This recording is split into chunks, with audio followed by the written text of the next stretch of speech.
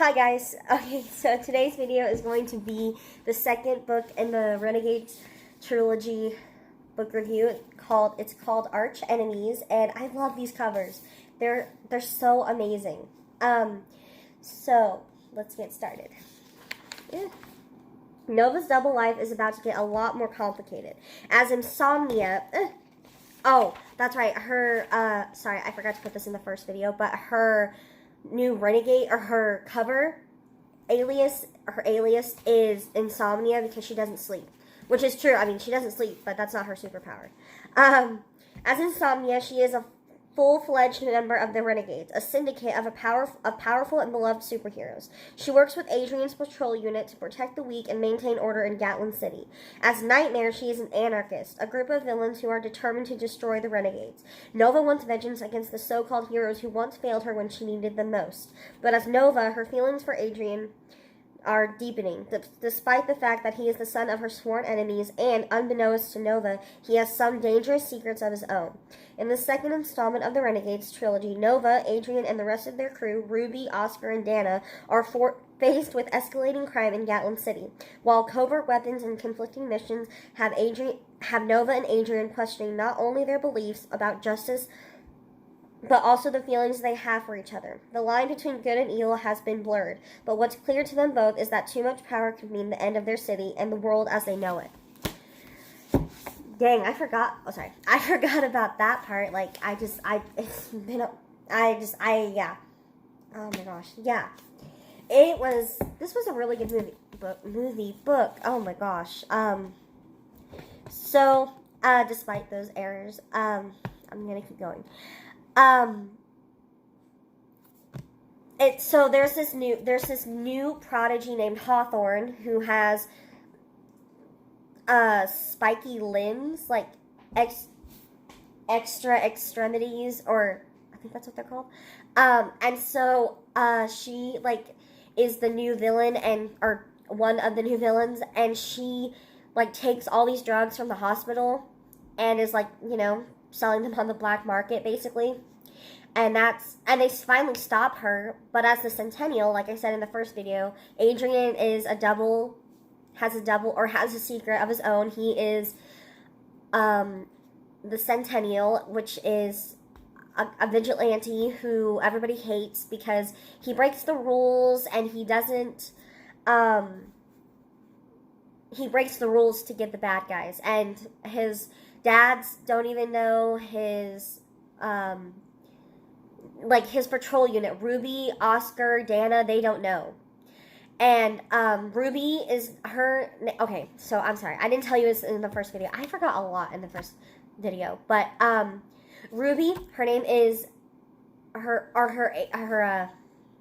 prodigy name, I guess, is Red Assassin. She bleeds rubies that she can use as weapons.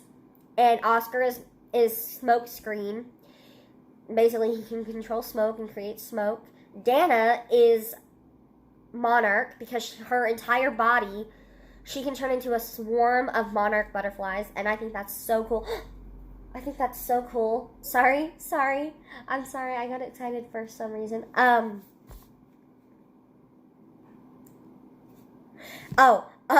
Adrian, like I said, he can draw stuff, and Nova, as I said, can make people fall asleep, but really they think her superpower is not sleeping, but yeah. And then, anyway, in the second book, Nova is just still conflicted, about her feelings for Adrian. Max, there's another character, Max, his name is the Bandit, and he has power absorption. So if he gets too close to a superhero, or another prodigy, he starts draining them of their powers, and so he has to be locked in quarantine by himself, kind of like us right now, and it sucks. I mean, most of us, if anybody lives alone, it sucks. So, but Adrian found this vitality charm, and it protects anybody from disease, poison, venom, anything. So he had a theory, and he tested it to see if it would protect him against Max, and it did. So what did he do? He gave himself a tattoo over his heart of the Vitality Charm with the intention that it would protect him, or the intention that it would have the same effect as the actual Vitality Charm. And he gave his dad, the Dread Warden, I forgot his real name, I think it's Simon Westwood. He gave him the Vitality Charm so he could visit Max, because his other dad, Hugh Everhart, Captain Cronium, is the only one who's actually immune to him, because he has a layer of Cronium underneath his skin, I think. Yeah. So, Nova decides, the Renegade's labs, the laboratories, have been testing Max, or not testing Max, they've been taking samples from him, of his blood, and making a serum called Agent N, which sucks the power out of anybody, or the abilities, forever. So, like, if you get injected with it, you can't, you don't have your powers anymore, you're not a prodigy, and stuff. And so Nova decides to steal some, and make it into a gaseous form so that she can use it on the Renegades.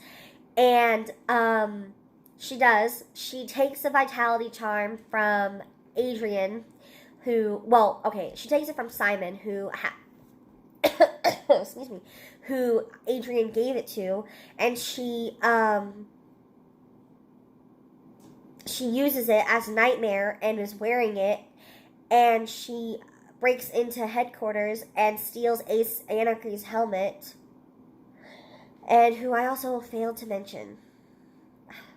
Ace Anarchy is basically her uncle, and he ruled Gatlin City for a long time before they overthrew him, and he's basically a villain, and his whole thing was that villains wouldn't be victimized by non-prodigies and gangs and stuff.